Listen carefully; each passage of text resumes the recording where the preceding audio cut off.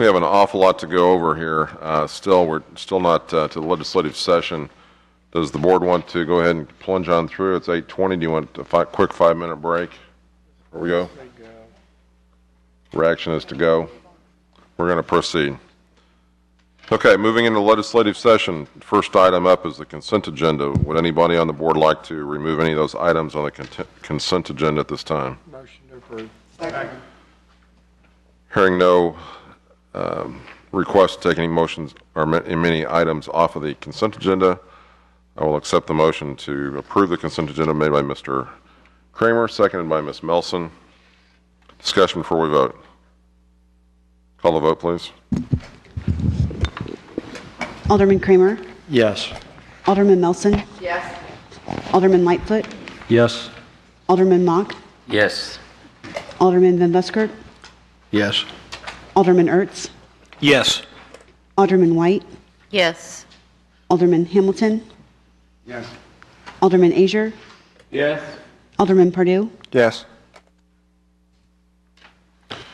Moving on to the regular agenda, item number 2, I'll ask the clerk to perform the reading on that, please. A resolution authorizing and approving the expenditure of funds with courier printing in excess of $15,000, but within budgeted amounts for the fiscal year 2010-2011. Mr. Wilmoth, anything to add, sir? Nothing to add. This is, again, an annual resolution we do because Courier, being a local printer, usually wins most bids, but we don't really have enough print jobs to just like go out and say this is what we want done. So we do our bidding informally in each job specifically, but Courier, like I said, wins most of them. So to comply with the purchasing code, we're requesting authority to spend in excess of $15,000 with Courier, but not for one job, for multiple jobs. I'd be happy to answer any questions you may have. Questions or comments? Motion approved. Second. Mr. Kramer's got the motion to approve, seconded by Ms. White. We're into discussion. Ms. Melson? Okay. Any discussion? No discussion appearing. Call the vote, please. Alderman Kramer? Yes. Alderman White? Yes. Alderman Pardue? Yes. Alderman Hamilton? Yes. Alderman Melson? Yes. Alderman Van Buskirk? Yes. Alderman Lightfoot? Yes. Alderman Azier? Yes. Alderman Ertz? Yes. Alderman Mock? Yes. Item number 3, please. A resolution authorizing and approving a license agreement between the city and the Raytown Area Chamber of Commerce for use of the city-owned green space located at 6224 Blue Ridge Boulevard for the Raytown Summerfest and Barbecue Cook-Off. Ms. Lynn, our Community Development Director, anything to add, ma'am? Not anything to add. Obviously, here to answer questions for the board, or Ms. Turmo is in the audience as well.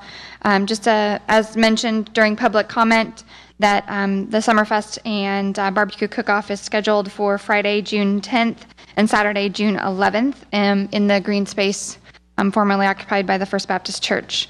The agreement actually allows for the chamber and their crews to move in starting June 7th to begin the setup and then removal on the 13th. So we'll hope for sun and warm weather.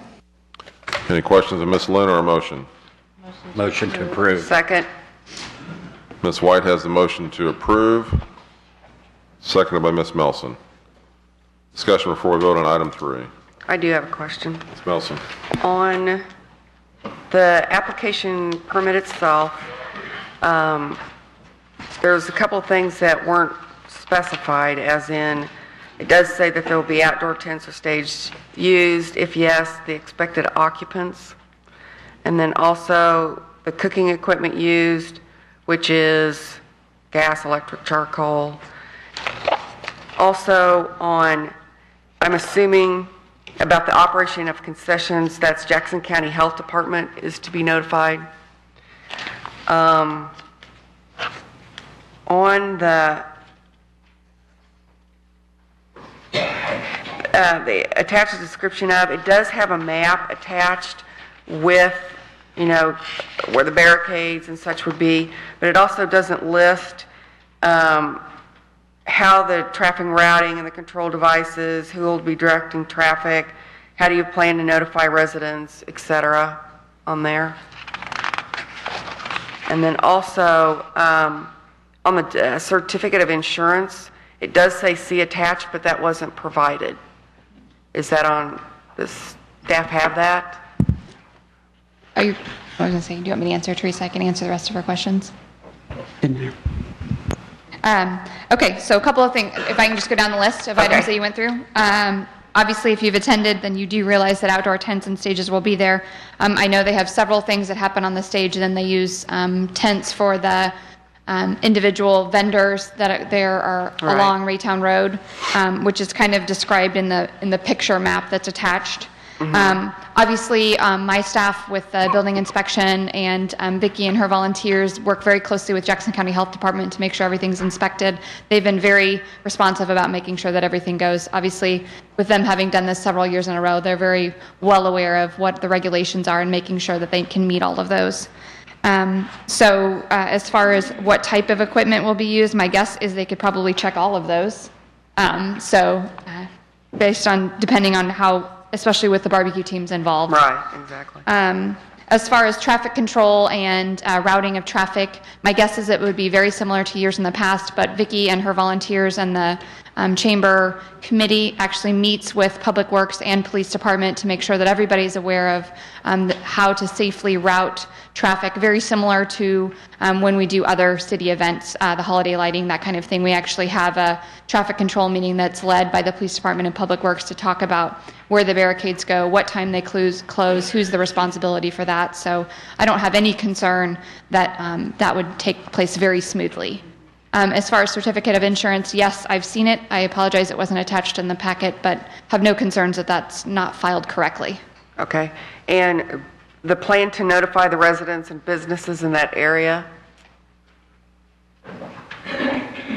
I'll let Vicki come to the microphone for just a second. If you want to do there?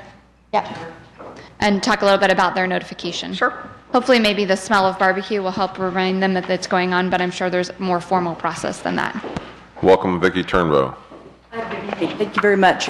First of all, the safety and security meeting is scheduled for 3 p.m. April 20th. Police, Fire, EMS, Andy Boyd and Tony Mesa have all agreed to be there. We will discuss the barricades, the times, and all of that. But that happens on April 20th.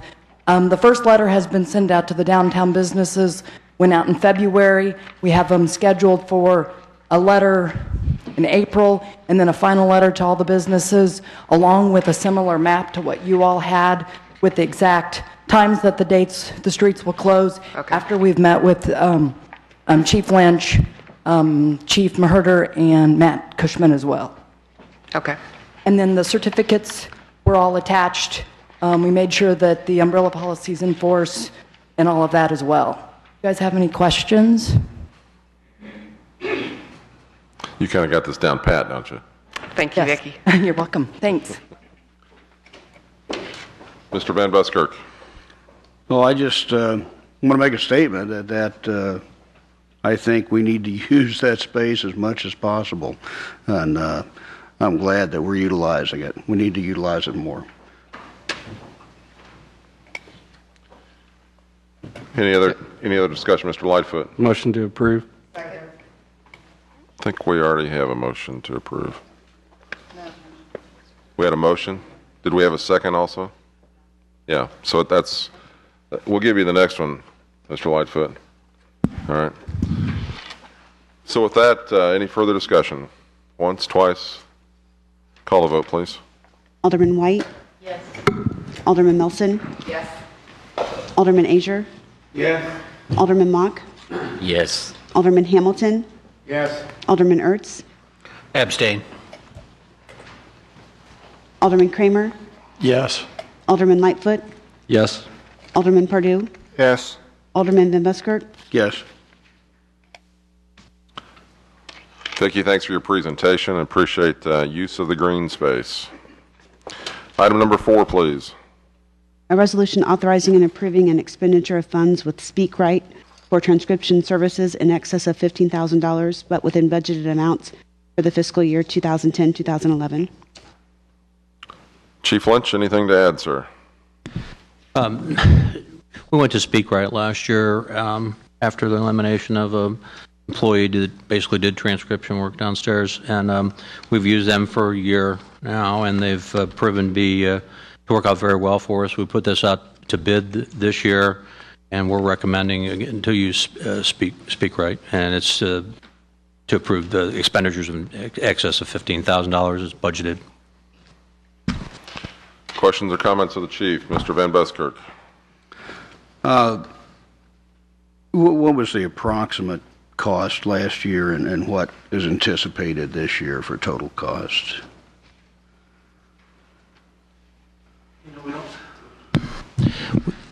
I'd have to get that for you because we didn't start, I don't think, until about this time last year, so we don't have a budgeted year, but I could probably get you a year's worth and tell you that. I'm sorry I don't have it.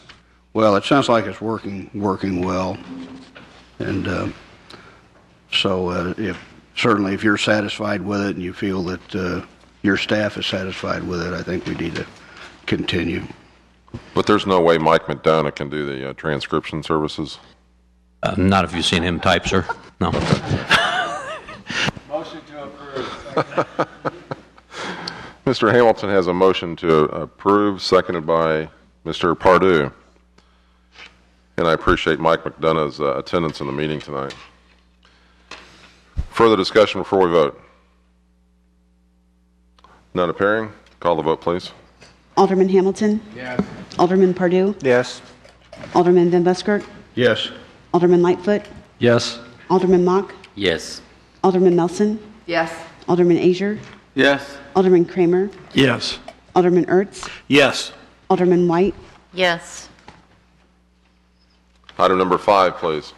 A resolution authorizing and approving participation by the city in the Missouri Department of Transportation Highway Safety Crash Reduction Hazardous Moving Enforcement Project and an application for grant funding in connection with the Highway Safety Crash Reduction Hazardous Moving Enforcement Grant for such purposes. That's a long sentence. Mr. Lynch, as our chief of police, anything to add, sir?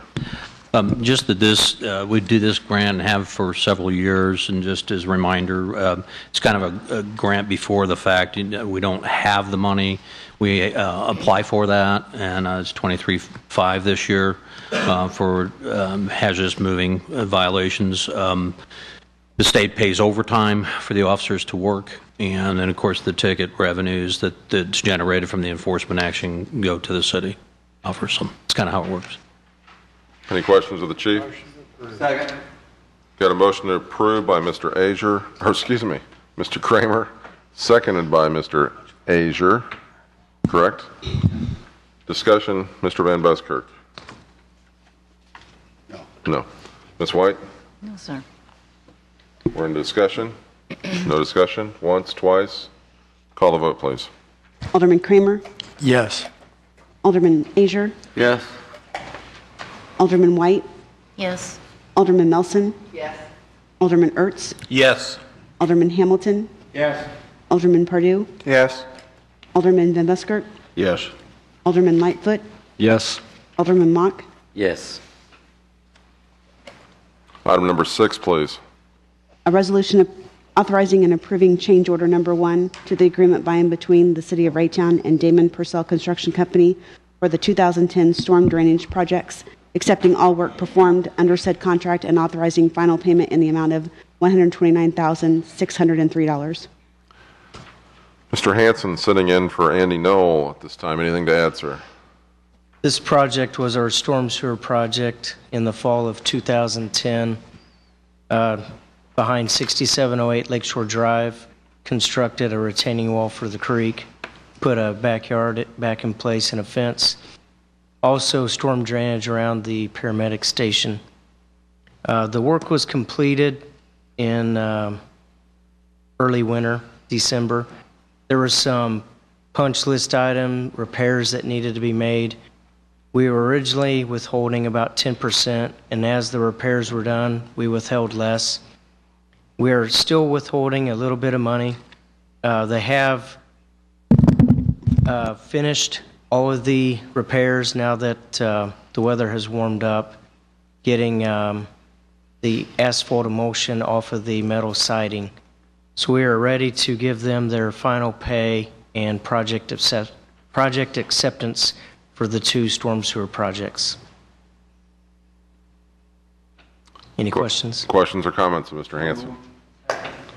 Mr. Azier has the motion to approve, seconded by Mr. Pardue. Discussion before we vote. Mr. Azier.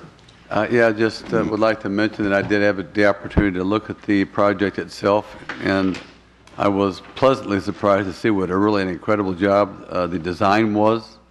It's definitely going to resolve the problem for the long-term future, and the residents of the area are also very pleased.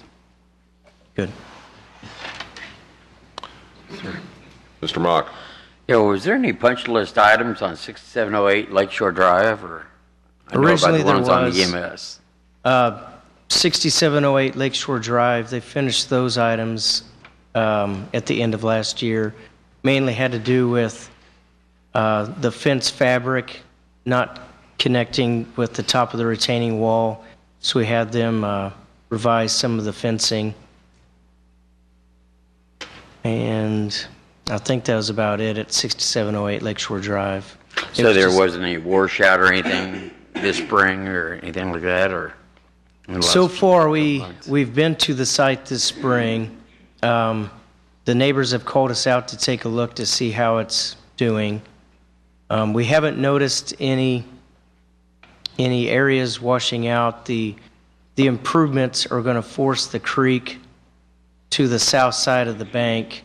Some areas have been washing, but it's from the creek being moved away from the retaining wall. We don't see any evidence of flooding. Okay. The storm drainage culvert is still the same size as it always was, so there really should be no change. All right. Thank you. Mr. Azier. Yeah, in the past, that particular area where the water flows under the street has had a considerable amount of backup in a major storm. And don't remember what year it was, but I know that we had at least one car washed out of the driveway. That would have been probably early 90s. So, and that's part of that backwater. We're probably always going to have it. Wasn't caused by the project that we put in, but it's just the fact that and I think the retention basin that we put in within the last 10 years has slowed that water down considerably. It's kept the trash out of the lake also, and it's also reduced the size of that backwater. So we would never have a problem again, hopefully, with a vehicle being washed out of the driveway. Yeah, I believe the detention basin has helped a lot. When we had a public hearing, a couple of the homeowners had an idea. One of the problems with the backups are tree limbs that get clogged in the double-barrel box culvert. The homeowners would try to go out and free those limbs so it would drain. At the homeowner's suggestion, we placed 5 wooden posts about 20 foot upstream of the box culvert to intercept branches or tree limbs like that from clogging the entrance. And we haven't noticed any buildup yet, but it seems to be flowing free so far. And they are placed wide enough because we did have a pretty good-sized Christmas tree washed through there, which did get stuck at the end of the drain. So it just kind of compensates for anything major that might wash into the bank from upstream because of the maybe continual flooding that may occur over a long period of time.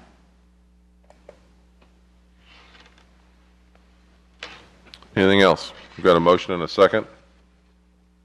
No further discussion? Call a vote, please. Alderman Azier? Yes. Alderman Pardue? Yes. Alderman Ertz? Yes. Alderman Hamilton? Yes. Alderman Van Buskirk? Yes. Alderman White? Yes. Alderman Melson? Yes. Alderman Mock? Yes. Alderman Kramer? Yes. Alderman Lightfoot? Yes. Item number 7, please. A resolution amending the fiscal year 2010-2011 budget by transferring $21,199.23 from unappropriated surplus for the professional engineering services contract with Bartlett & West for the White Oak West Line A sanitary sewer improvements. Mr. Knoll, anything to add, sir, as our Public Works Director? This is to correct a purchase order that was closed at the end of the year instead of leaving it open. So we need to reappropriate the funds from that fund balance to pay Bartlett & West and finish the contract. Here to answer any other questions you may have. Any questions of Mr. Knoll? Motion to approve.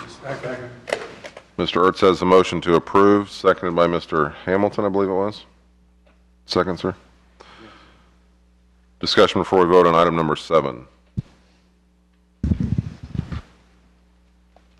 No discussion? Once, twice, 3 times. Call the vote, please. Alderman Ertz? Yes. Alderman Hamilton? Yes. Alderman Mock? Yes. Alderman Pardue? Yes. Alderman Lightfoot? Yes. Alderman Melson? Yes. Alderman Van Buskirk? Yes. Alderman Kramer? Yes. Alderman Azier? Yes. Alderman White? Yes. Item number 8 is a public hearing to consider a conditional use permit on property located at 11,900 East Highway 350. I'll ask the clerk to perform the second reading on this item, please. An ordinance granting a conditional use permit subject to certain conditions to operate an automobile sales business on property in the Highway Corridor Commercial District on property located at 11900 East Highway 350. We'll reopen the public hearing at this time and ask the board if they have any ex parte communication they may like to share with the other board members at this time. None appearing. Mr. Benson, application review, please. This application was considered by the Planning Commission and is which recommended to approval of it, subject to certain conditions by a vote of 9 in favor and 0 against. Those conditions are outlined in the ordinance that's before you.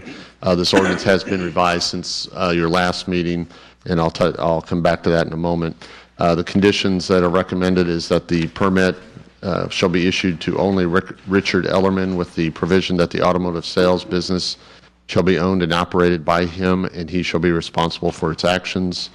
2, the conditional use permit granted herein shall be not transferable, and any change in ownership or control of the business shall require issuance of a new conditional use permit. 3, the existing shoulder abutting the property on westbound and eastbound Highway 350 shall be removed and curbing shall be constructed. The location of the curbing within the highway right-of-way, as well as construction plans for these improvements, shall be submitted and approved by the city and the Missouri DOT prior to construction. 4, landscaping shall be installed in accordance with the approved site plan dated July 25th, 2008. 5, the conditional use permit shall not become valid and vehicles shall not be displayed for sale or sold on the property until all site improvements required herein as a condition of approval have been completed and a use permit has been issued by the Community Development Department, or in lieu of completion of the improvements.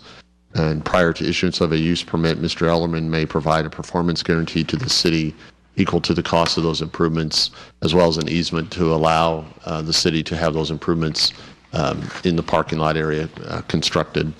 6, the conditional use permit shall expire 10 years from the date of issuance of the use permit by the city, and that the use permit shall not be issued until all required improvements specified as a condition of approval herein are completed or guaranteed in accordance with condition number 5. 7, compliance with all applicable local, state, and federal laws and regulations. 8, in compliance with section 12-18 of the Raytown Code of Ordinances, no use permit or business license will be issued until all prior and outstanding city personal property tax, sales tax, sewer use tax, special assessment, merchants tax, real estate tax, or other tax, fee, or user charges paid in full. 9, no ramp or other structure for the purpose of displaying vehicles shall be constructed, installed, or placed on the property unless it is a permanent structure constructed of materials that are consistent with and in keeping with the facade materials of the buildings on the property as landscaping around it, all of which shall be approved by staff. 10, no vehicle shall be parked or displayed on the public right-of-way on grass or on other landscaped areas unless specifically approved as part of the site plan. 11, no vehicle shall be unloaded or loaded on public right-of-way, and all unloading and loading of vehicles shall be conducted only on the private property. 12, any inoperable, dismantled, or damaged vehicle shall be stored within the building so that they are not visible to persons outside of the building. And then condition 13 was added since the last meeting at your direction from last meeting. Storage of vehicles, equipment, and materials not related to auto sales shall be located inside a building or within the area of the property indicated on the site plan dated March 29th, 2011. You should have received a copy of a revised site plan and landscape plan prior to this meeting. If you direct your attention to that, they have designated or identified the area for snow removal equipment and storage, which is placed behind the building so it's not visible from the highway from eastbound or west, or from westbound particularly, and it would be well away from eastbound Highway 350 as well. Also, they have noted the park and ride parking for park and ride bus pickup was also added to on the site plan in a portion of the parking lot area.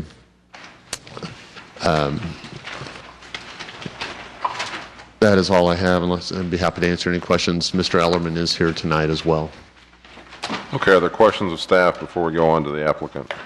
Ms. Melson. I do have a question. I noticed, and I don't think I'm wrong, a for sale sign on that property, a block for sale sign, and I didn't know, A, if it was going to be sold because we're going through this process, and B, if there was any plans to, make 2 lots out of it or anything like that? The property is currently comprised of 2 lots. From talking to Mr. Ellerman, it's my understanding that because the conditional use permit it has not been approved, if it's not approved, he plans to sell the property, that he doesn't have a use for it to maximize its use. So he's kind of hedging, playing both ends until he knows for certain what the outcome of this application. And if he may have more to add to that or correct me on part of that if he'd like. Okay, thank you. Any other questions of the staff before we go to applicant? Mr. Van Buskirk? No. Okay. Mr. Ellerman, would you like to make a presentation on behalf of the applicant? Welcome, sir. Welcome. Thank you.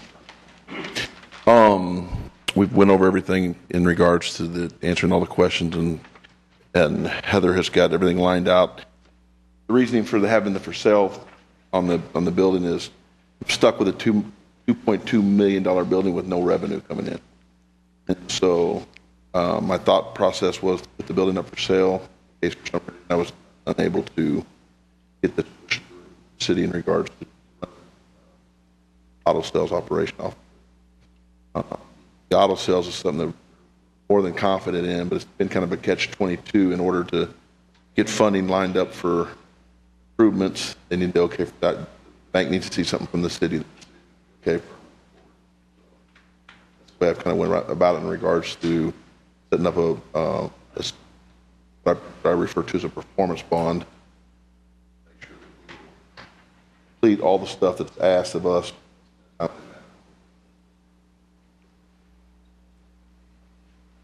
Other questions of the applicant? Or any questions? Mr. Hamilton, sir. I'm just wondering, when do you anticipate opening? As soon as possible. I mean, as soon as I can get naturally I'll have to get the bond in place. Right. Pacify the city in regards to the work that needs to be done. Mm-hmm. So as soon as the bond is in place, and then at that time, then the taxes will be paid. So I would be extremely disappointed if I wasn't open by May 15th. Okay. Days. Thank you. Mr. Azure. I just want to clarify the snow removal equipment, because I was going to ask Mr. Benson the question before we brought you up, but I thought he might be able to answer that. So are you actually operating snow removal company out of that site too? I have equipment that sits at that site. So when I spoke with Mr. Benson, what we've done is we've got room in that building to keep most of that equipment inside that building. So your offices are there and the equipment's there, but you're not operating a business there. Would that be correct, Mr. Benson? No, they are operating. They have a business license with the city for the snow removal business at that location. Oh, okay. All right, that's what I need to know. Thank you. Mr. Willith. Mr. Ellerman, I asked you at the Planning Commission hearing on March 3rd if you were familiar with the 12 conditions, and you agreed at that time. I would ask you with respect to the 13th condition that's been imposed now, the storage of vehicles, equipment, and materials not related to auto sales shall be located inside the building or within the area of the property as shown in the site plan, and ask, are you in agreement with that condition also? 100%, yes. Thank you, sir. Any other questions? Mr. Mock? Excuse me. Going back to 13, I noticed on the site plan you have a park and ride parking bus. I was just going with the auto sales on that. Are people going to be parking in those spots? Where they, explain the park and ride, would you please? The park and ride is, first moved into the city, the Metro has worked pretty well with me in regards to my request from personally asking them where I'd like for them to park their vehicles at, to make it easy on them, and also I can conduct a business 24/7. And so when we set out on the site plan there, that's what we've done. We set on the site plan to show where those people can park. Well, what I was looking at was in the conditional use, and I thought it possible would be there, but it's not. John, can you answer this question? That the park and ride is not in the conditional use permit? Is that what your question? Yes. It's not, because it's a permitted use and it's an existing use on the site. Okay. Mr. Ellerman, as he just stated, when he first purchased the property, just as a coincidental matter, that was when the former Herndon West site was being torn down as part of the Walmart project. And on that property, prior to Walmart purchasing that property, that was where the park and ride lot had been located. And it needed to be relocated to a different site because of the Walmart project. Mr. Ellerman we spoke with him because the city was working with the KCATA to find another location. Okay. His parking lot was large enough, and the nature of his business at that time, the auction business, was they only operated or had used that parking lot for customers on one Saturday a month primarily. So that parking lot was available during the weekdays, and he was agreeable to working out a contract or an agreement with the KCATA on that. And so when they revised the site plan, we asked them to just show where that park and ride area would be on the property, because that's a use of the property as well, just as the snow plowing business is, as well as this proposed auto sales that they're seeking it would be. That helps. John said he was agreeable. I would say he was gracious to still have the park and ride there. So yeah, we needed a place, and he was kind enough to present that. Okay. All right. Ms. Melson. Kind of along that same area, you've got the park and ride then on that one thing. Where are the cars going to be for sold or be for sale parked? Is that in that middle parking area? Because you got customer parking up here. Ideally, what we'd like to do is behind the fence on the westbound 350. We'd like to line cars up along there and on the west and eastbound sides closest to the road. Is where we would have the vehicles parked. Okay. And then we'd have the customer parking towards the building. Right. I'm not saying that there wouldn't be maybe some in the middle as well, probably the first lane over in the middle, and then we'd use the rest of that for customer park. I guess my concern was that somebody may think the park and ride cars are for sale. We get that all the time. I mean, people have come in when we had the auction and asked us that really? nonstop, so we've dealt with that the whole time. Okay. And then you've got next to the one-story metal building a salt storage. How much salt would you be storing in that facility? Store around 100 tons of salt there. And idea that's the equivalent of 4 semi-loads. And that's fully enclosed? No, it's not fully enclosed. I wish it was. And so is that by a then fence that is not seeable from the highway? 100%. Okay. Okay. I want to tag onto that for a second. But my understanding is that's not going to be a stockpile of salt year round, Mr. Benson. I defer to the applicant on that. You're going to use that during the winter months. It disappears after the winter months, right? Well, it's going to be an inconvenience by far if we have to move that salt every year out. Okay.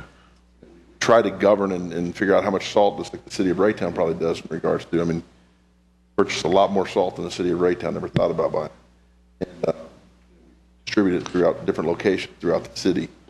This area here, what we have. Coming into the end of the winter, and at the end of the winter, we try to run it down low, but not get ourselves in trouble short. So what we're able to do is it's maintained and held in by landscaping blocks. We're able to take those landscaping blocks, close them down, so it's not an eyesore for anybody. Yeah, I guess where I was going with that is I've noticed at the back of the property where it starts to daylight towards the intersection of West Ridge and westbound 350, there's a ditch that starts to come out of there. And I'm just worried about, Mr. Benson, are we at all concerned about the runoff perhaps from the salt pile at that point, or what might be in that stream? Following the last meeting, I met with Heather and Rick out on site there and saw the salt storage area. I did not see any evidence of salt runoff, but to be honest, I didn't look on the back side of it or in that ditch that you're referring to. But I didn't see any on the pavement around it. And the concrete blocks that he just referred to are very large. They're similar to the ones that are used on the retaining wall across from the street garage along Railroad Street in size. And how he explained it, just kind of what he just described, is there's three sides to it in the wintertime, with one end being open to access it. In the summertime, they'll take the ends off because they have less salt there, and they'll just close it off, and it'll become a box. And the only side that will be open is the top, which when I was out there, it had a tarp over it so that the rain would not get on it. So I think from that standpoint, how they've got it stored, there won't be any massive amount of salt runoff. Then we need to keep the rain off of it. I mean, right. Our objective is not to not get wet. We end up with one giant cube. So we're trying to, 23 years of doing this, try to better ourselves every year in regards to not getting in a rush when we're uncovering and stuff like that, not just at this location, but other local salt depots throughout the city. So like I said, then again, our objective is that at the end of the season, stockpile that as high as we can get it, bring those landscaping blocks in, those around the perimeter, weight that tarp down, and let the water run off of that tarp and not hit the salt. Very good. Any other questions of the applicant? Thanks. We're going to go to public comment, and then we may have some more for you. Thank you. Okay, at this time, I'm going to invite anyone in the audience that would like to speak to the board on this particular matter to come forward at this time.